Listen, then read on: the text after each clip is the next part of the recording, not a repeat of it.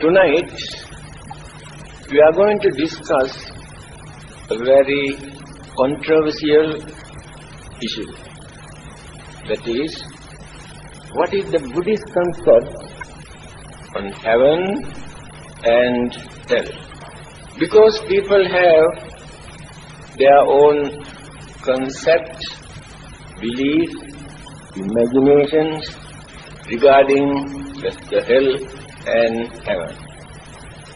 In fact, if heaven and hell are closed down, I don't think any of those existing religions can survive. Religions depend on heaven and hell. And now you can understand how religious people have illustrated, exaggerated, and introduced heaven by creating temptation, hell by creating fear in your mind. The Buddha has taken entirely different aspects. He did not follow the existing belief that heaven is above and hell is underground. It is clearly mentioned in his teaching, those who believe that hell is located under the great ocean or under this earth, created their own imagination by measuring how they suffer. In reality, there is no such ready-made place located here in this world as hell. This is the clear explanation given by the Buddha. I think all of you have heard. Living beings in this universe categorized into 31 groups. Let us start from hell. It is not a place. How they spend, how they lead, how they suffer, how they enjoy their life, the whole universe. So categorize into 31 groups. Start from hell. Then come to animal kingdom. There is no separate world for animals. Animals are everywhere. Then a spirit, ghost or devil. There is no separate place for spirit or ghost. But I do not know how Chinese have discovered a separate place for hungry ghosts. These hungry ghosts are very obedient ghosts. There is a proper time for them to come out. There is a certain period for them to stay here. They do not overstay even one day, knowing the immigration restriction, They go back. Only Chinese have discovered this. Not only that, they are very clever. They are the only ones who have opened a bank in the hell. Americans who have landed on the moon also still could not open the bank in the hell.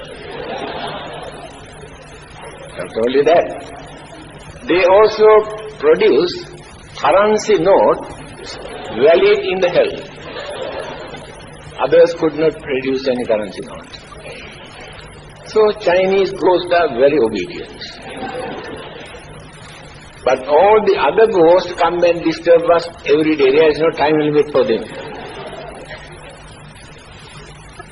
Then come to human. So human beings belong to one of these 31 groups. Then come to Devaloka. In English, we use the word heaven. Actually, that word, heaven, is not suitable for Devaloka. There are 6 kinds of Devaloka. In English, they say heavenly realms. Chatur Maharati, Tavadinsa, Yama, Tusita, Nimmanrati, Paranamita, Vasavati, names also given. Then come to 16 kinds of Brahma world. Again, 4 group of Brahma, the mental energy exists without visible physical body. Another group, physical body exists without active mental energy. They are under anesthetic injection. These are the 31 group of living beings exist in this universe. Now, how are we going to accept that belief?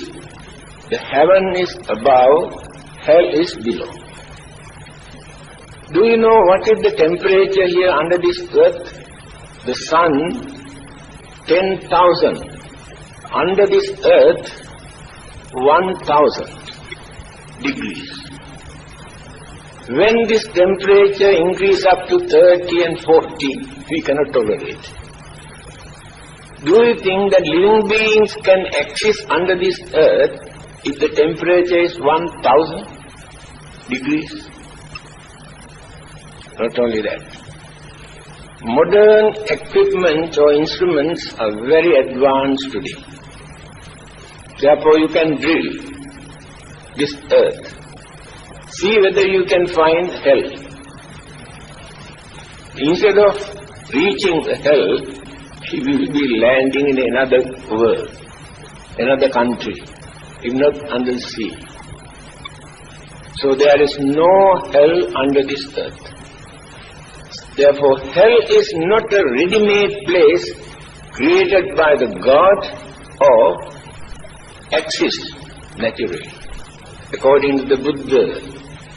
Where there are suffering from the very beginning up to the end of our life, even without any interval, in any form, that is hell.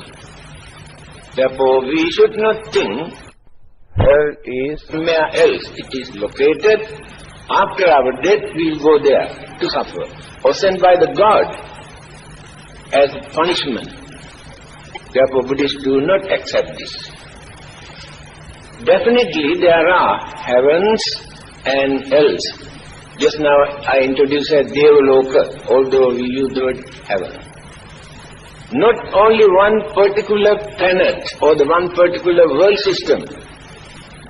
Hells and heavens are you can find all over the universe. Very rich man, known as Kutadanta, one day approached the Buddha and told him, we are rich people, we have no time to come and meditate and observe 8 precepts and attend religious services, but even then, we like to go to heaven after our death. Is there any shortcut? Then the Buddha asked, why do you want to wait until you die to experience heavenly bliss? While you are here in this world, you can experience heavenly bliss if you know how to handle your life. This is the Buddha's attitude toward heaven. Not only after our death, while we are living here, we can experience heavenly bliss if you know how to handle this life. Definitely after our death, existence again takes place. Whether we believe or not, belief is not important. These are natural occurrences. Birth, sicknesses, old age, death, all are natural occurrences, no need to believe. If anything happens after our death, that is also natural. Whether you believe or not, whether you can understand or not, existence again takes place as natural occurrences. You should not think, all those who say that they do not believe in rebirth, just because of that they can stop rebirth. Nobody in this world who can stop death. God also cannot stop rebirth. But each and every person individually, by knowing, through proper understanding, the more we exist, the more we have to face enormous physical and mental unsatisfactoriness. Every minute in our life, we experience this unsatisfactoriness, unpleasant and frustration, disappointment, every minute. Therefore, existence creates enormous suffering, unsatisfactoriness. Those who can understand this situation, they try to slowly, step by, reducing their craving and selfishness and all the evil forces from the mind, try to see the end of it.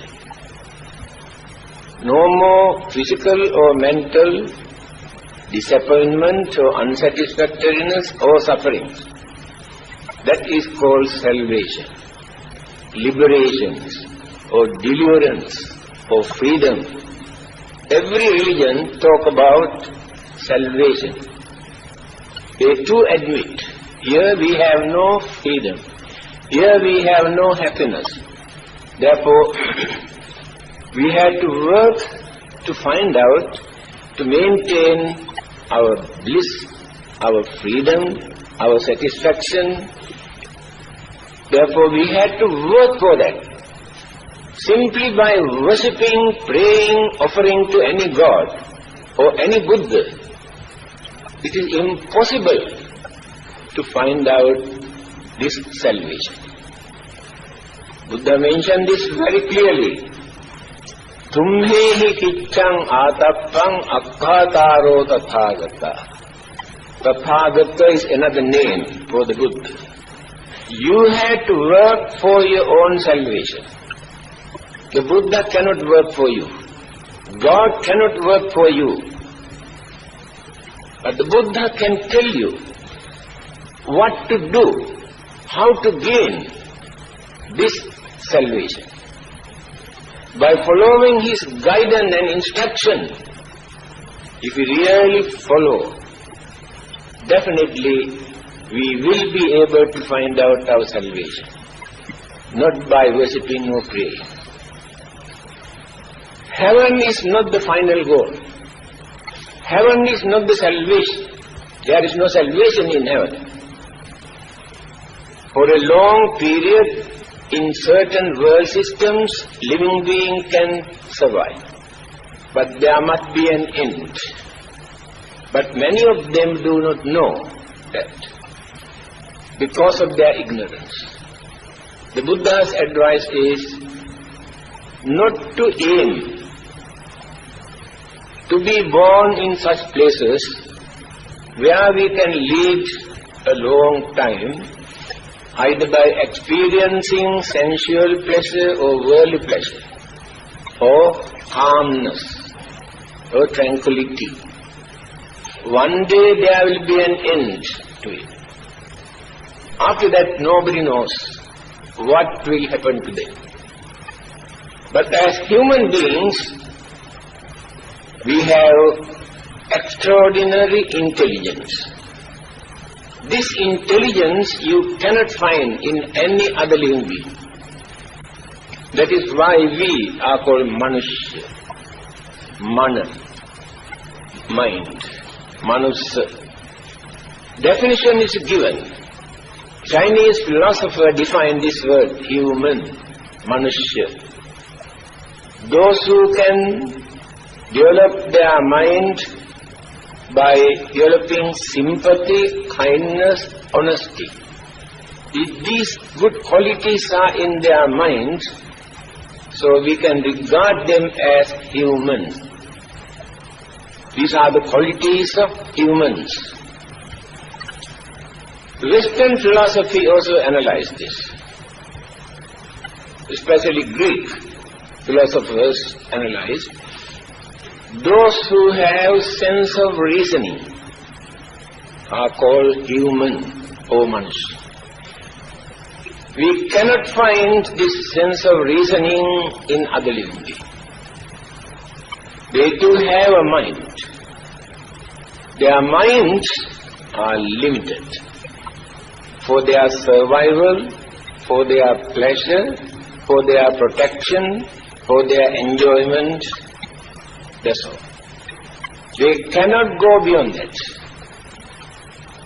Only human beings have this extraordinary intelligence. So sense of reasoning we can use, we can understand this is moral, this is immoral. This is wicked and cruel, and this is good and kind and compassionate. This is the way how we analyze by using reasoning, sense of reasoning. Animals we can train by creating fear and beating. Because of fear, they follow. They do certain things that we ask them to do. In circus, they do wonderful things. The way how they were trained. You might have heard on many occasions, suddenly the tiger or the lion attack the master and kill on the spot. That means they have gone back to their animal nature. No sense of reasoning. Because of fear, they follow them. But when they go back to their animal nature, they forget this. Only human beings have this. But according to Buddhism, the further development of the human mind or the human being is the only one who can develop his or her mind up to that maximum level. What is that maximum level? Gaining enlightenment. A god cannot become a Buddha. A Brahma or Deva cannot become a Buddha because they haven't got that intelligence. Here you can understand real validity of human life. We cannot compare with other living beings, human life. But unfortunately, we have certain evil forces in our mind.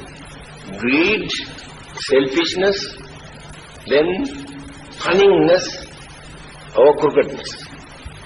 Cunningness or crookedness we cannot find in other living beings. Only human beings. That is, the development of that intelligence, they twist and turn. Then can tell the lies. Only human beings tell lies. Do you know that? Others do not know how to tell lies. They have their own language. Small children also do not know how to tell lies. When telephone is ringing, a child goes and takes, hello, can I speak to so-and-so? Then the child, Daddy, telephone call. Then Daddy say, you tell Daddy is not at home. Then this child say, Daddy says he is not at home. How innocent they are, because they don't know how to tell lies. But we know how to do that. This is a development of our intelligence that we twist and turn. Others do not know how to do that. So, heavenly life or Devaloka or hell, fire, the way how we suffer, we create our own heaven, we create our own hell. It is not that God creates heaven or hell either to reward or to punish. There is nobody to reward, nobody to punish. Karmic action itself creates the effect. Every action has reaction. This is also scientific explanation. Every action has its own reaction.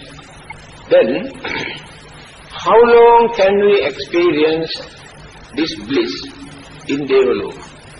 Do you know Devas and Brahmas have no religion? They have no particular religion. Only human beings. Religion is discovered by the human mind. All the other religions originated in heaven and come down to this earth. Buddhism is originated on this earth in human minds and reached the heaven. I see the difference. That is human mind. Scientists have discovered many things by using their intelligence. That is also development. But this development they have abused by producing nuclear weapons. That is why Albert Einstein says, science without religion is blind. They do not know what they are doing. Today, within half an hour, man can destroy the whole world, turn into ashes, discovered by the human mind, not by the ghost or devil or God, human mind. President of America, he pushed one button, within half an hour, the whole world turned into ashes. Nuclear weapons are ready, waiting for the signal. Blast at once. They say even the moon also will be affected. Yes, not only this earth. That is human intelligence. That's what Albert Einstein says. It is, they are in the dark. Religion must be there.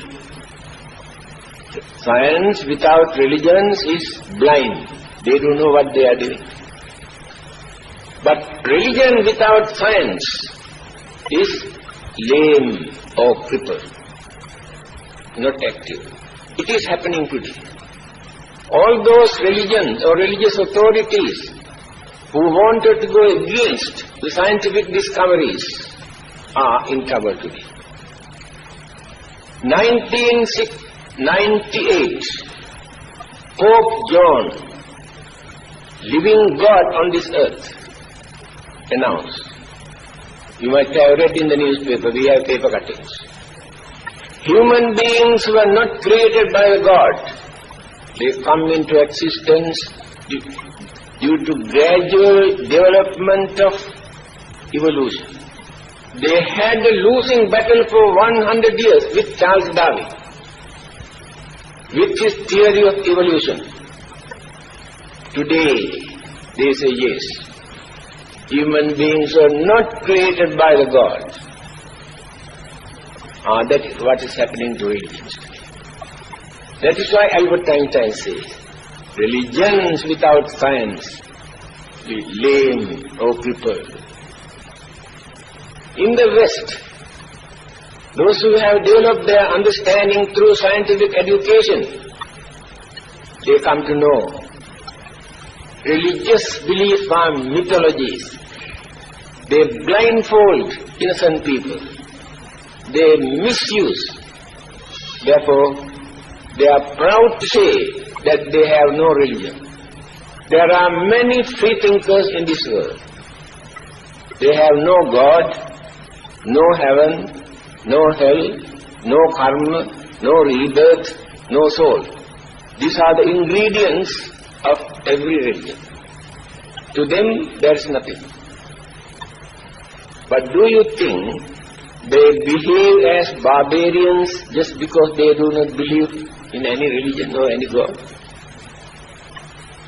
some of them are far better than those who claim that they belong to this religion or that religion. Why? Through their understanding, these things are wrong, immoral, wicked, cruel, harmful, dangerous. They don't know what to do. Through their understanding. Not because of fear of God, not because of hell, not because of punishment, but through understanding. Again, they do a lot of good deeds, services to others, to release their suffering, their old age, sicknesses, poverty, their troubles and problems and difficulties. They do something to release those people without expecting any reward from God, without thinking of heaven, but through understanding. To me, actually they are more religious than those who claim that they have a religion. They keep away from bad things, either because of punishment from God or hell. If there is no punishment from God, if there is no hell, they can do any wicked, cruel, dangerous thing. They have no sympathy, kindness, understanding. Again, they do a lot of good work, services, thinking that God will reward us, or we can go to heaven and enjoy our life. If there is no God to reward, if there is no heaven to go and enjoy, they don't want to do any service to anybody. The Buddha wanted to introduce this kind of religion, through understanding. That is why you cannot find commandment, religious laws, religious punishment in the teachings of the Buddha. Through understanding. Not because of Buddha. He said, don't accept my teaching thinking Buddha is a great man. No use. Because you never realize. Without depending on Buddha, we can understand when you use our common sense and understanding. Recently I was invited to give a Buddhist talk in a Catholic church. After my talk, somebody asked this question. Now you say, the Buddha says like this. We say, Jesus says like this. Who's correct? Then I told him, you can forget your Jesus. I can forget the Buddha. Use our common sense. Then we can understand who is correct.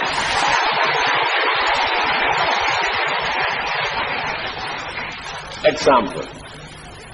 The Buddha says, we should not steal. Jesus says, thou shalt not steal. Do you think without Buddha, without Jesus, we cannot understand that stealing is wrong? Why do you have to depend on Buddha or Jesus for that? That is the Buddha's way of teaching, through understanding. In fact, at the beginning, there was no religion. Through their experience, human beings understood so many things. According to modern scientific discoveries, living beings existed on this earth more than 200 million years ago. When you watch television, you can see how they interpret certain creatures like crocodile and cockroaches, a scorpion. They say more than 200,000 million years ago they existed on this earth. That means they existed in this world before God created this world. According to their holy book, only 6,000 years ago God created this world. H.G. Wells, a well-known world historian, he says, when you study geology, we can understand it has taken millions of years for this earth to cool down and settle down. But when you read our Bible, only 6,000 years ago God created this world. Bertrand Russell, who had no religion, very highly intellectual, free thinker. In his book, Why I Am Not a Christian, I have read this more than 25 years ago. He has written, among the founders of all those religions in this world, I respect only one man. He is the Buddha. Why do I respect him? All the others made false statements about the beginning or the origin of this world. This world was created by so and such time. It shows how poor their understanding capacity. The Buddha never made such false statements. That is why he said there is neither beginning nor end. Because he knew what this world is. Therefore I respect him. Even such agnostics also respect the Buddha.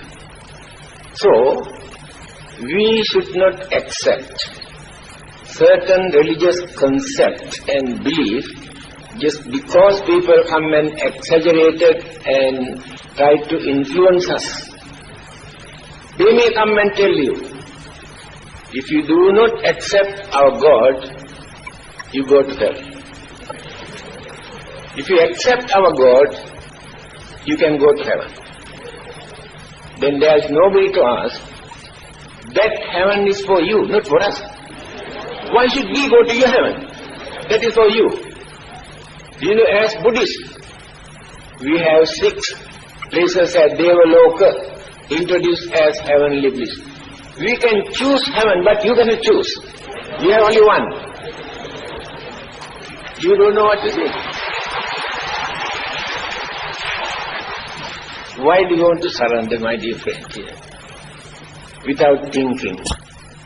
There was a well-known writer in America, Ingersoll. He says, instead of going to heaven, I prefer to go to hell. Why? All the intellectuals are in hell.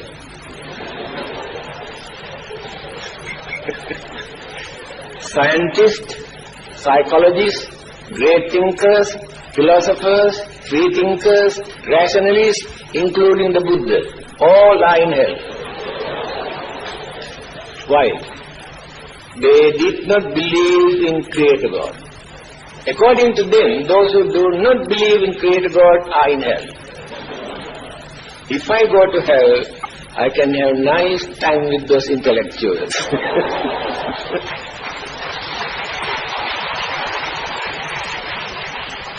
Then he says, heaven is good for playboys. Because there are no intellectuals in heaven. I see how they joke, you know. Everything is changing here in this world, according to the science as well as the teachings of the Buddha. We have never heard anything from heaven or hell for nearly 2,000-3,000 years. So we do not know actually what is happening there. We think it's still the same old heaven and old hell. But recently, we had some good news. God telephoned to Satan. Then asked why there is no news from me for a long time. They are very good friends. Then Satan said, I am very busy, not like in those days, because now there are so many engineers in my place. They have produced electricity. Now we have air-conditioned room, all the electric gadgets. Then God said, you cannot do that. It is against the law. You cannot convert hell into heaven. If you are not going to stop this, I can take legal action against you. Satan said, I am not worried. I have more than enough lawyers here.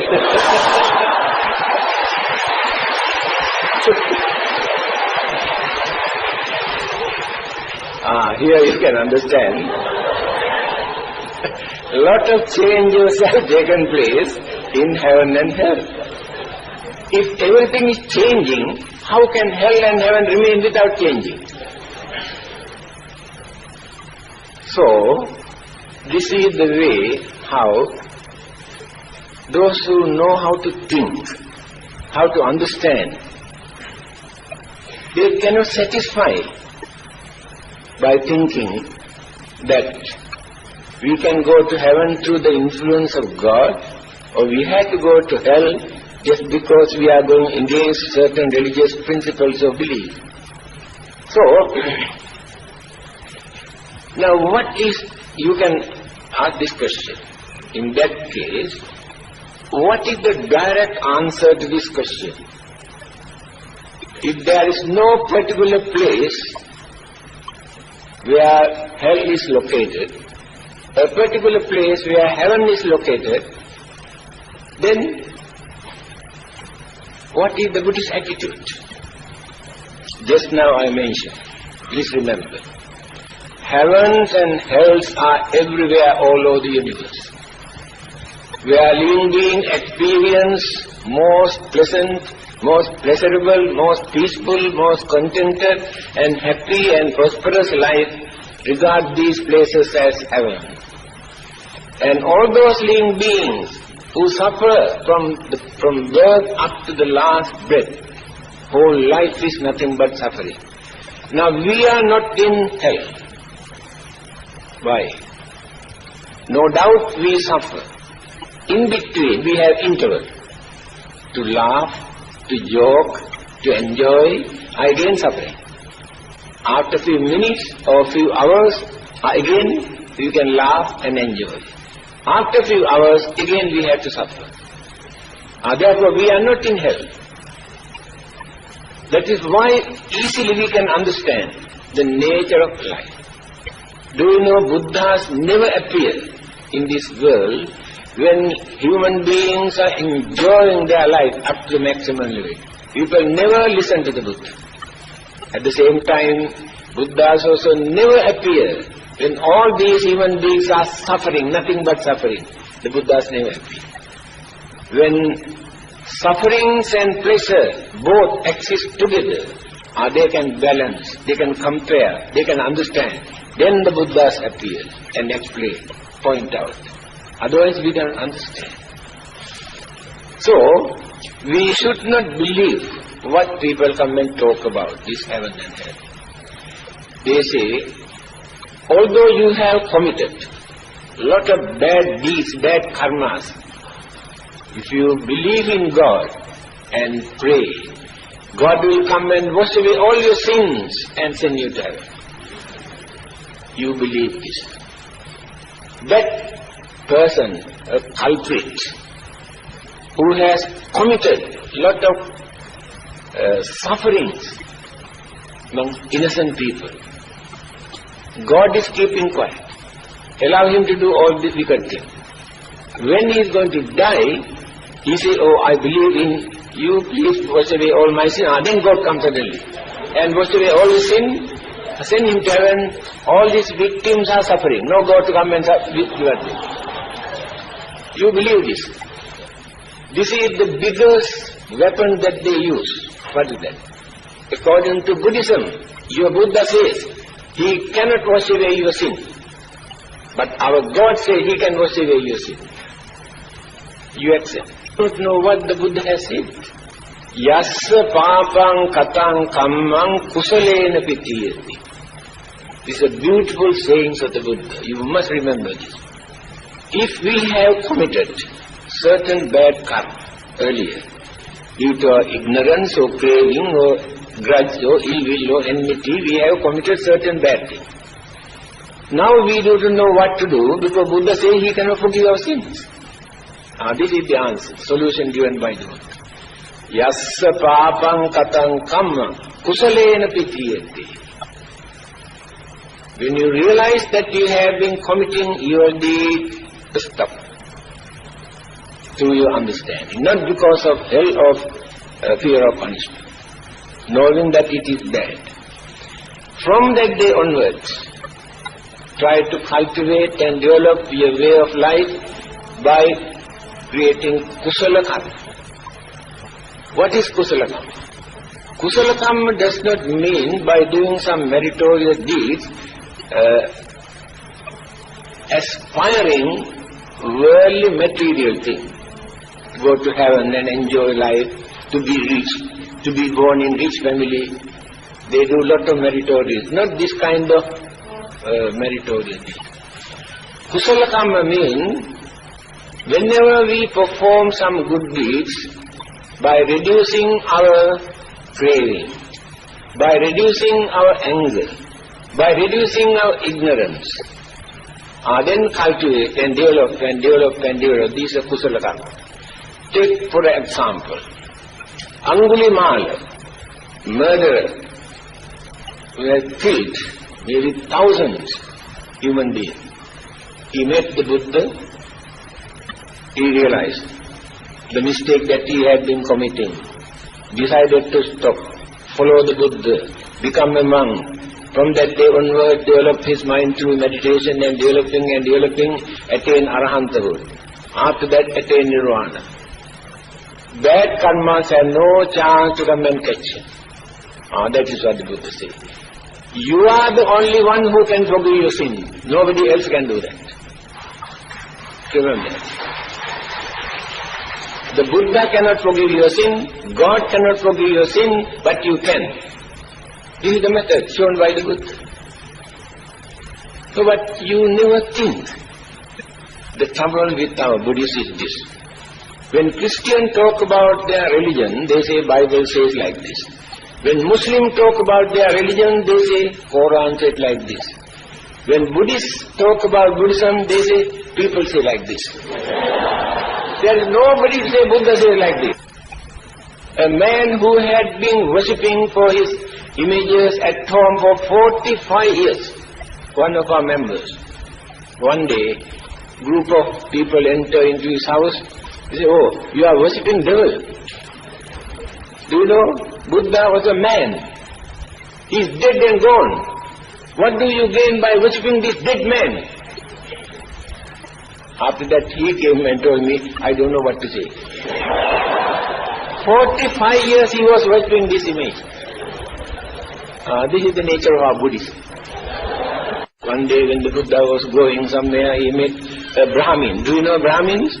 A Hindu priest or teachers and gurus and master for everything, they are called Brahmin. This man has never seen such serene personality. He could not believe that this is a man, human being. He approached the Buddha and may I know whether you are a god? The Buddha said, no, I am not a god. Or the others claim, either god or son of God. The Buddha said, no, I am not a god. Now if we introduce the Buddha as a god, we deprive the status of the Buddha, enlightenment. Because a god cannot become a Buddha. Therefore, how can we introduce the Buddha as a god? So then he asked, there are many other forms of supernatural living beings. The Buddha said, no, I am very natural. Then he asked, are you an ordinary man? The Buddha said, no, I am not an ordinary man. Now confusing in his mind, then who are you? The Buddha gave the answer. Remember, this answer, self-introduction, is a very important. If anybody asks you, now you worship Buddha, you follow the Buddha, can you tell me actually who the Buddha is? Very difficult.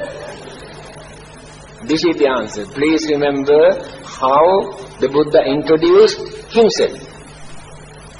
Abhinyayam abhinyatam. Understood are the things to be understood.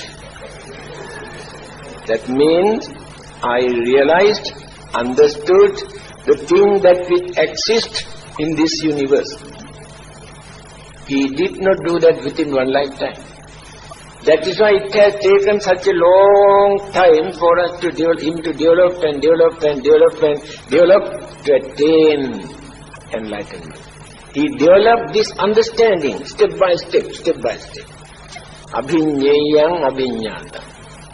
Bhavetabbancha bhavita. I have practiced all the great qualities, virtues, principles, morals and ethics and everything in this world. Pahatabbang pahinang me. I have eradicated all the evil thoughts, words and action. Tasma buddhosmi brahmana. Therefore I am not a god, not an angel, not an ordinary man. I am the Buddha. This is the meaning of the Buddha. Now I want you to repeat. You have to learn this today. If anybody come and ask who the Buddha is, person who understood everything in this world. Person who has cultivated all the great qualities, virtues in this world. Person who has eradicated all the evil thoughts, words, action in this world. That person is called the Buddha. Buddha is not his name.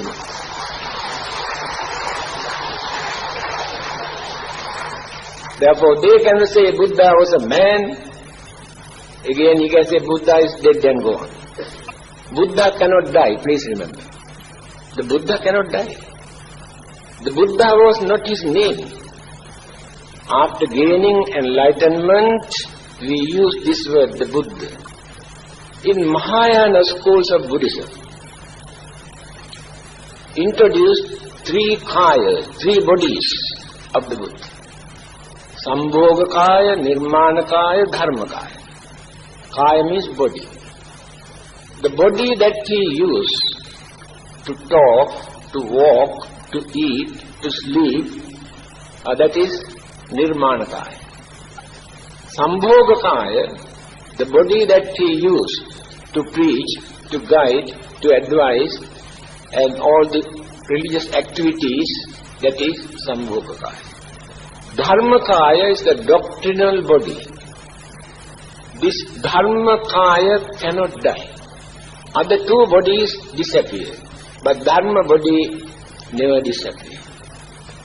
I think they have elaborated this by taking the sayings of the Buddha in Anguttara Nikaya, Sutta Pitaka.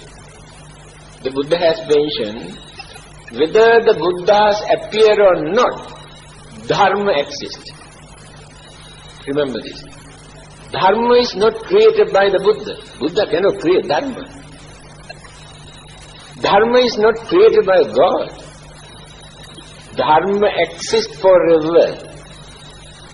When people have forgotten, misinterpreted, misunderstood, then the Dharma disappears from the human mind. But the Dharma exists. The Buddhas appear from time to time for that purpose, to remind us. Buddha has not created any new Dharma. Patura hose magadese buddhe dhammo asuddho samleji. Dharma existed long ago. This is not a new Dharma. But people have misinterpreted, maintained misconception, wrong ideas. The Buddha appear only for this purpose, again to remind us. Now let us take the Buddha, Jesus, Muhammad, Krishna. We have to respect all of them. They have done a wonderful service. They have not created anything. They have pointed out, reminded us, these are your principles, these are your duties and responsibilities. That's what they have done. Of course they say given by the God. God has not given anything. Our experience, millions of years, morals, immorals, to understand this, how long it has taken. Before religions come into existence, there were two governing factors, governed the whole humanity, two principles, Hiri and Ottappa, moral shame, moral fear. These two things govern the whole humanity. What does it mean? as human beings, it is disgraceful for us to behave like this, to do this kind of dirty, vulgar, wicked thing, immoral thing. That is moral shame. It is shameful as human beings to commit any of these things. Moral shame. Moral fear. Scared to cruel, wicked, harmful, painful, dangerous things. The mind cannot take it. I had this experience one day, few years ago, when I was going somewhere. I saw a group of people shooting crows, flying crows. So I saw how they, one by one, dropping and dropping and dropping.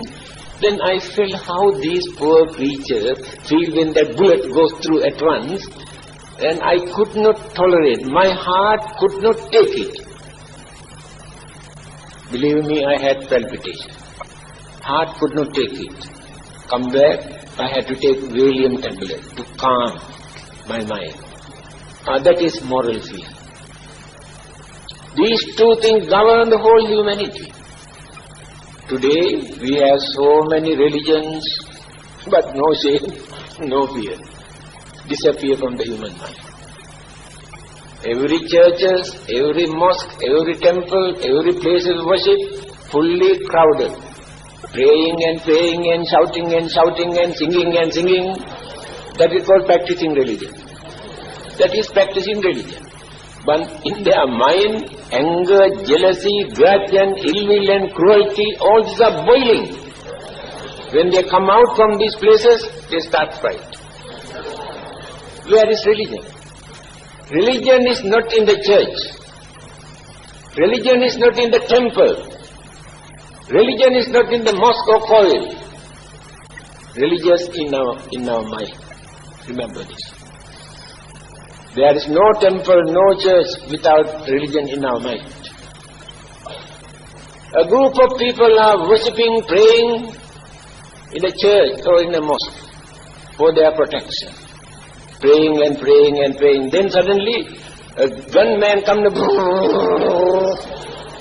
50 died, 100 injured. Then where is the God to protect? They are worshipping for protection.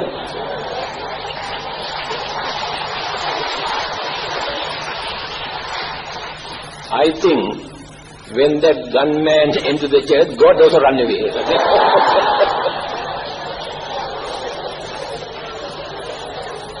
Because that is not the way to lead the religious life, my dear friend. The more we develop some sort of understanding, kindness, sympathy, unity, harmony, to live without harming, disturbing others, then we are naturally religious. Not necessary to use any labels. Not necessary to say we are Buddhist, we are Christian, we are Hindus, we are Muslims. These labels, they fight for the label, not for religion. One group try to drag others into their group, others try to drag into this group for label. To give new label. Change old one and put new label.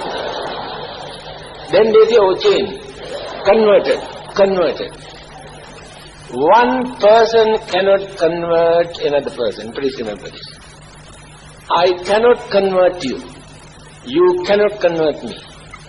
I can give a lot of ideas for you to think and understand. Then you convert your own mind. Remember. Example. You are very cruel. But you know it is wrong. But you do not know how to get rid of this. Then you go to your God, kneel down and pray, please take away my cruelty from my mind. Do you think God can do that? Impossible. You are the one who can stop this. Withdraw that from your mind, that cruelty. God cannot do that. How can He wash away the sins committed by people? Sins or the bad karmas committed by the mind. If God cannot change our mind, how can He wash away our sin? They say, when human beings become very cruel and wicked and immoral, he will destroy the whole world. If he can destroy the whole world, why not he adjust one or two screws in our mind and become good people? He cannot do that. If he can destroy the world, why he cannot adjust and change our way of life? He cannot do that. These are the things you have to think, unbiasedly. So remember, this Buddhist concept, there is no one particular place located anywhere which is called hell, one particular place which is called heaven in any part of the universe. But after our death, our existence takes place in the pleasant or unpleasant, fortunate or unfortunate places, according to our own karma. Karma has no religious label. Karma is committed by Buddhists or Christians or Hindus or Muslims or freethinkers. Karma is karma. No one can change karma. Therefore, it is our duty to understand this, not the religious labels. If you don't like to say you are Buddhist, not necessary. But principles are there. Duties are there. Obligations are there. You cannot neglect them. Not the religious label.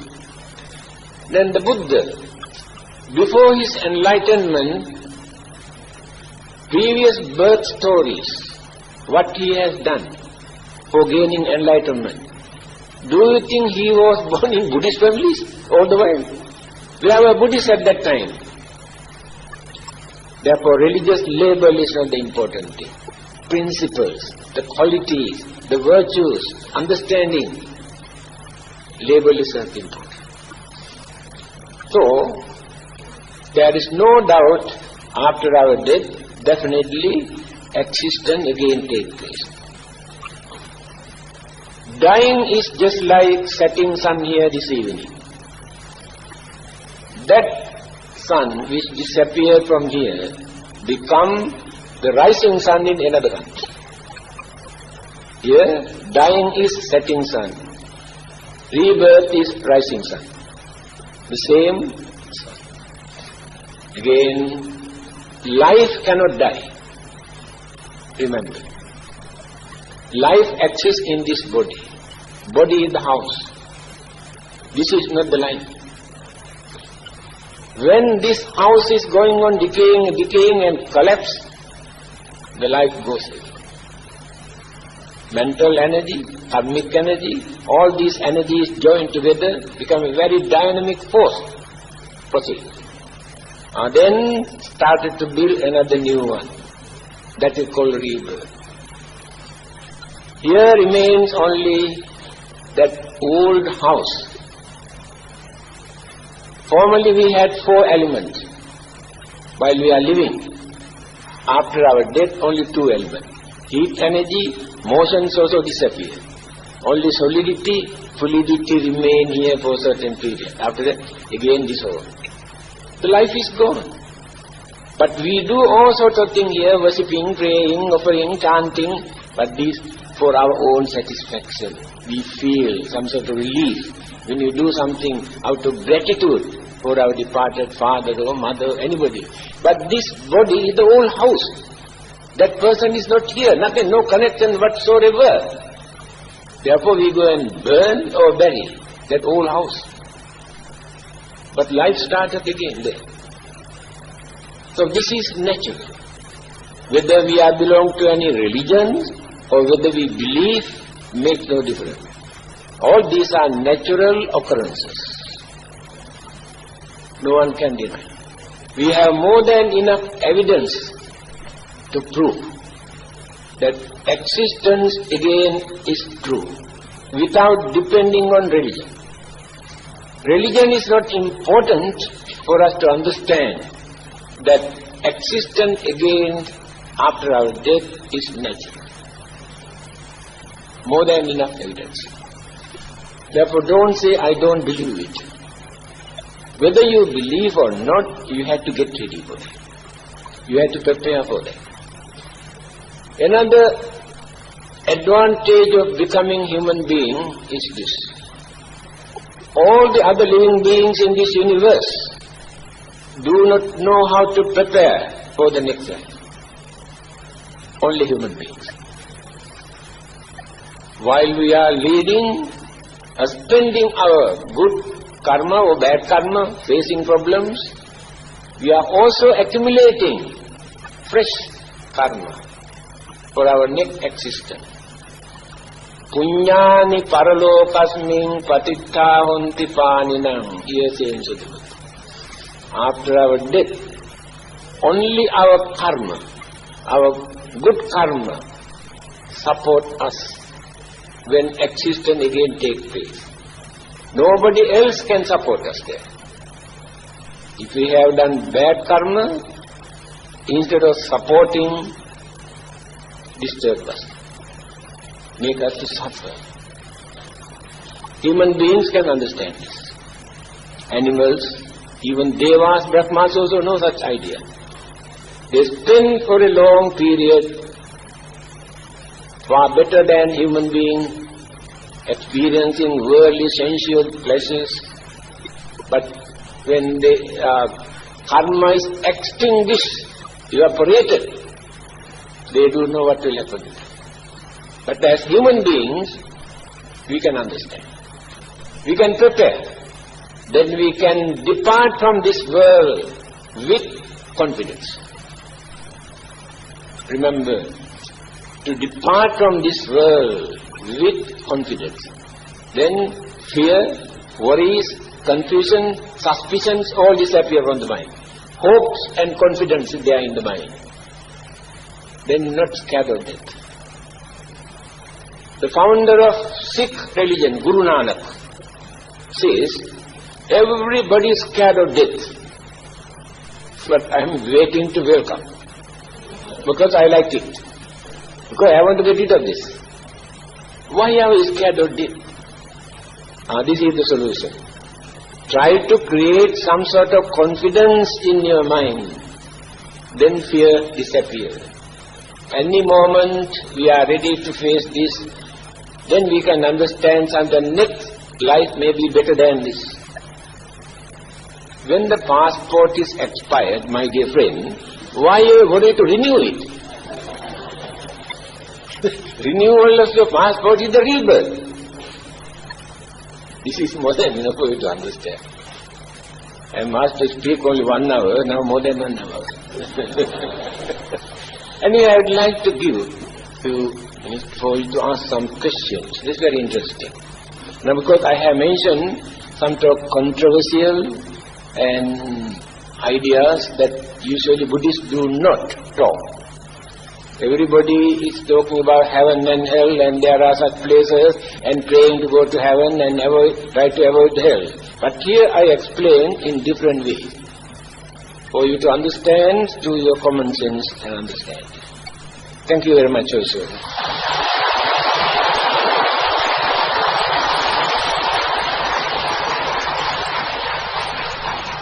Thank you very much, sir, for the most inspiring talk. The Venerable speaks with resounding simplicity of all true masters. It's question time. You may put forth your questions, and you can seek the advice and guidance from the Venerable himself. Any questions? Okay, perhaps I start the first question. Auntie Kema, I have a question here. Oh, okay. Here. Please. Yeah. Evening Bante. Well, the question is, the setting sun in one country is the rising sun of another country. So we are talking about rebirth here. And I've always been wondering, is rebirth immediate? Because I'm very confused by the 49 thingy, you die, and after that, 49 days you wander around the earth, maybe you come back to visit your friend or relatives, after that then you go. But from the Theravada reading I have, I think enough, yes. I can understand.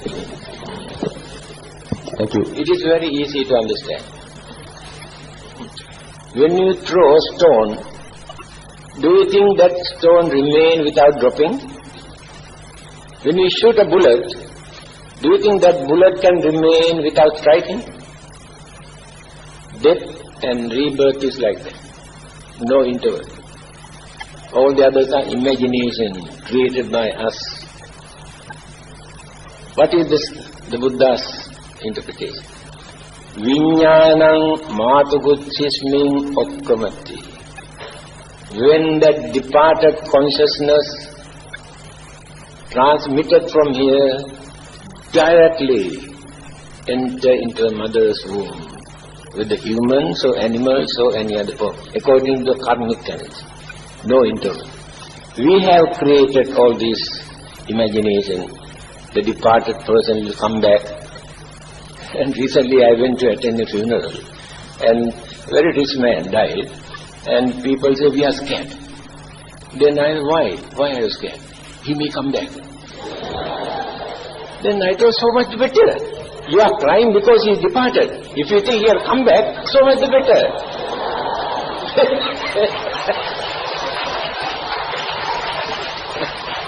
You must get ready to welcome him instead of worrying. All these things. Now some people say after 7 days he will come.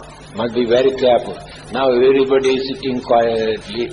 Then suddenly cat jumps through the window. Ah, there he is coming. He is coming.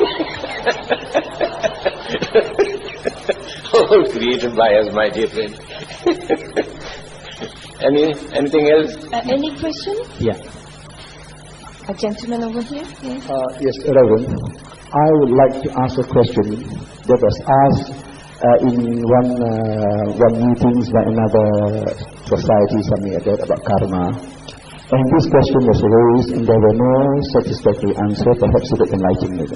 Now the point is, assuming that a person has accumulated 100 points of misdeeds in the past, and then in his present life he has to pay back the bad karma. And suppose now he has paid back just 40 units of his bad karma sufferings, and he realizes that, and he transforms himself and starts to be good and do good things and so on. So will the other 60% of the bad karma have to be repaid in this life? No, it is a good question, There are many things that you can learn from this question. Just now I mentioned that we can overcome the bad effect of the bad karma by creating more and more good karma. Right? Assume we have done a lot of bad karma. After that we change our way of life, develop more and more good karma. Then rebirth has taken place in a very fortunate state. Why? Good karmas are heavier than the bad karma. But we cannot wash away. We cannot stop the bad karma. But still follow us. Chaya anupayini. Our karma follow us just like chaya, our shadow.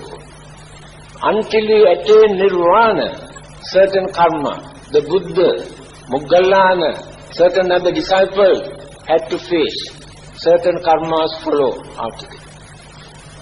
Only after attaining nirvana we will be free from the effect of the karma. So we can continue. Assume we have done more karma. Bad karma has no chance. In the next life also we create more good karma. Again bad karma has no chance. Then we continue life after life. Bad karma still cannot catch. Then attain nirvana. Bad karma has to withdraw. This is the nature of karma. May I ask another question? Another one? Another one. Yeah, another one. Now, simply this. If no good can come out of nothing, but some good can come out of fear, which is preferable? Of course, we had to analyze this by using our common sense. We are talking about fear, isn't it? Fear can support us for our protection, for our precaution, and take necessary, take action to protect us, support us. Started because of fear. In that sense, fear is important. Here I am talking, fear means fear of death. If fear is there in our death, then that is not a good attitude. We pollute the purity of the mind by that fear, worries, suspicion. So we had to prepare to depart with pure mind. Reduce attachment, reduce craving, reduce responsibilities, have free mind. Then can recall. When the mind is free, you can recall all the good deeds done earlier. Then gain happiness. If you can recall, if you can remember certain good things that you have done earlier, then happiness appears, thinking that your next existence cannot become unfortunate. Then gain confidence. Reverend, I ask if I may continue. Somehow or other I'm steam up already. Okay, let us steam. Yeah. No, I am saying this out of situation. You are talking of man having to need understanding as the basis of his progress. And in this world, there are intellectuals all over. And there are mafia crooked intellectuals also. And they do bad things by the intelligent people also. Just purely using the intellect and so on, is it sufficient to overcome one's weaknesses?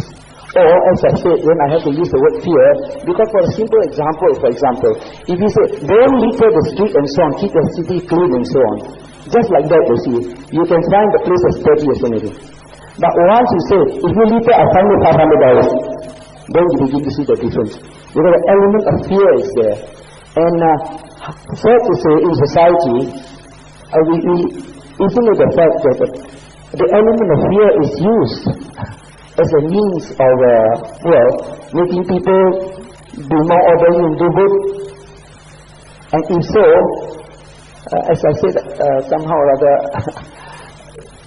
it is there, and we have to accept it as being able to produce some good out of it. Now I do not know what is your question.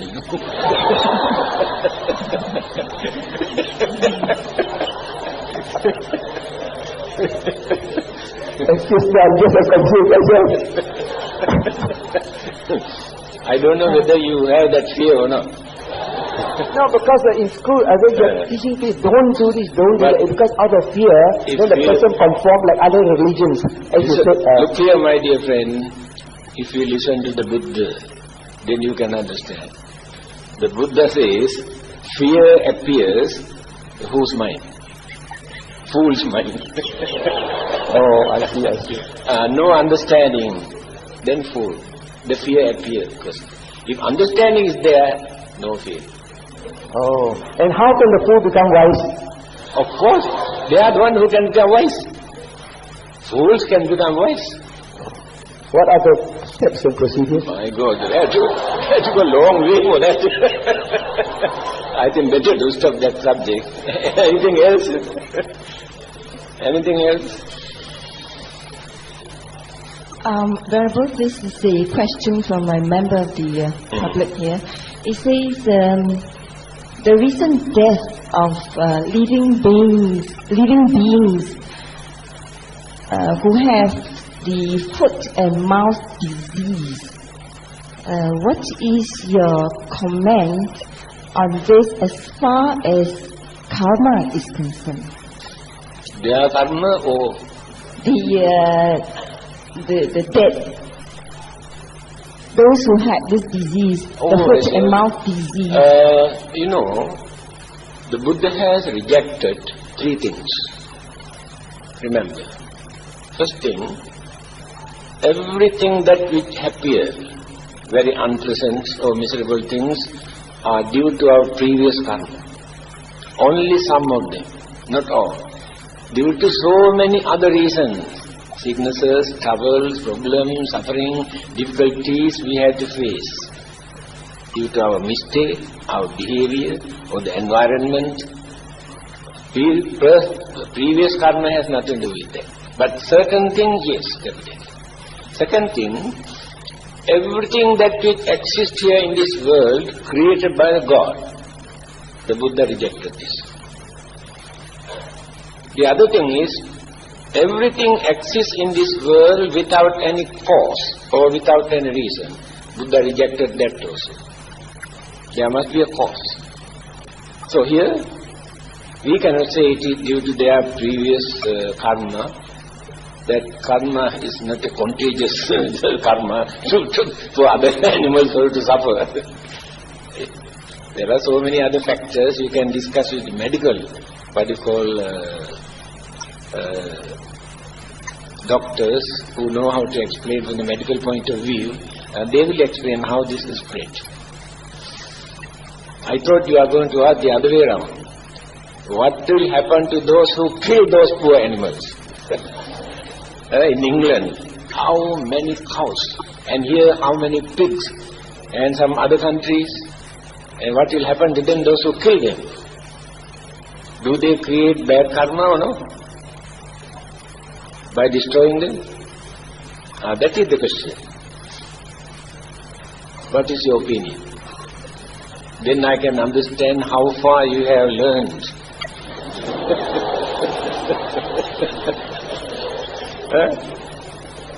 Is there anybody who can say something about this?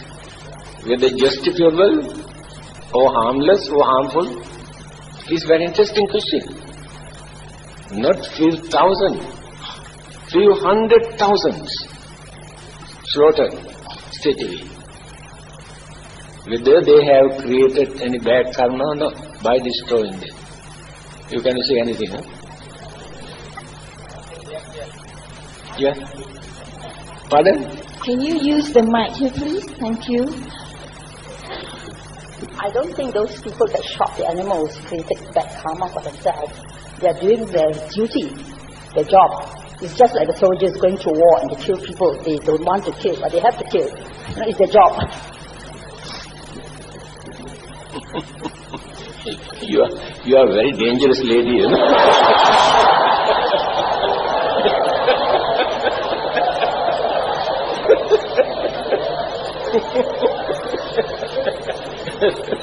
No mercy, eh? No, it is not a joke. There is something for you to learn. There are 5 factors we have to complete to create the bad karma. Pano bhave, pana sanyi, vadaka jitta, upakkama, ajivitana. These 5. First, we must understand that there is another living being. If I am alone in this world, I cannot do that. There must be another living being. Second one, pana sanyi. We must know this living being as a life. It is not a dead one. I remember many years ago, early morning when I was walking, I saw a snail upside down. I thought dead one. I picked up and threw, and then I saw jumping. I had it. Now I want to test your knowledge. Did I create any bad karma or not? Why not? That poor creature died because of them I threw him away. Why not? Pardon? That's right. Because I never knew there's a life. That fellow died because of me, but I had no such idea that the life is there. That is the second. Vadaka chitta. Intention. Due to certain reason, there to anger or jealousy or enmity or grudge or craving, or there must be something behind to create that idea, to implant that idea in our mind, I want to kill. Now when you drive a motor car, you may kill few hundred creatures on the way. You never create any bad karma because you never created that idea in your mind that purpose of my driving is to kill all those on the road. No, therefore you cannot create bad karma. It is not in your mind. It is very reasonable, very liberal, the teachings of the Buddha. Then, upakkama. Simply by thinking, we cannot create bad karma. We have to do something. Either shooting or cutting or poisoning or beating, we had to adapt some sort of method to kill. Simply by thinking, we cannot create that karma. Now completed 4. We have done everything, but that creature did not die. Not completed. Can you imagine? You knew there's a life, you thought you want to kill, you adopted some method to kill, but that creature did not die. Not completed. But by polluting your mind, you have created certain other karmic event, but not act of killing. That karma not completed. Now let us come to this. Intention. Those who kill those creatures never had anger or grudge or enmity or jealousy or ill will toward those creatures. And they never thought that we must destroy them and we had to protect others by destroying them. Intention is this: to protect others, humans as well as other living beings, by destroying them. Intention is good, but action is bad. Understand?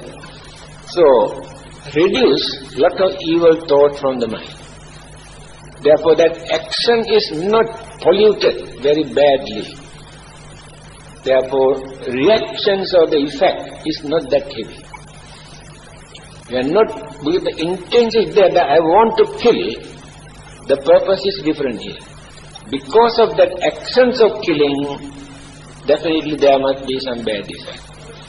But if you kill with anger, jealousy, grudge and ill will and enmity and this and then you aggravate, increase so many degrees. But you can reduce a lot of thought from your mind, action you have to take to protect others. That is the definition. Even mercy killing, euthanasia. Those who want to die purposely, they want to die. So the doctors come and give euthanasia injection. We cannot say that doctor is completely free from reaction of the karmic. But reduce at least 90%. Because he never created idea that he want to kill this patient. He requested, but he cannot tolerate his suffering. He want to stop. He want to see the end of these things. Ask the doctors to support. Doctor is not completely free. Again, another person is in the hospital. One pipe here, another pipe here, another pipe here, another pipe here. Then doctors ask, do you want us to remove all these things, but he cannot survive? Then people ask whether it is a killing. It is not actually killing. We have been holding that life without allowing to depart through this pipe. So when you take out this pipe, a natural death again takes place. Therefore they are not committing any bad karma for that. I think enough, isn't it? Any more? Any more? I can, yes, one more question, yes. Can you please come down, there's a mic here. Oh, you can start loud, okay, good.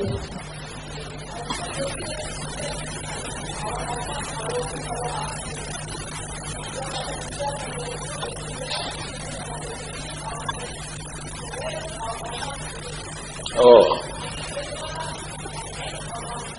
Yeah. Can you say where this wind begins? Wind, the wind broke. Can you tell where this wind come from? Certain factors, energies combine together, then something else appears. That is how things come into existence. That's what Albert Einstein's theory of relativity is a wonderful discovery. He says one particular thing cannot exist by itself, but by depending on something. Exactly what the Buddha says. We must mean sati idang ho. Therefore, there must be known or unknown or unseen factors and energies to condition to produce this. One particular energy or element so cannot do anything. Always must have support from another.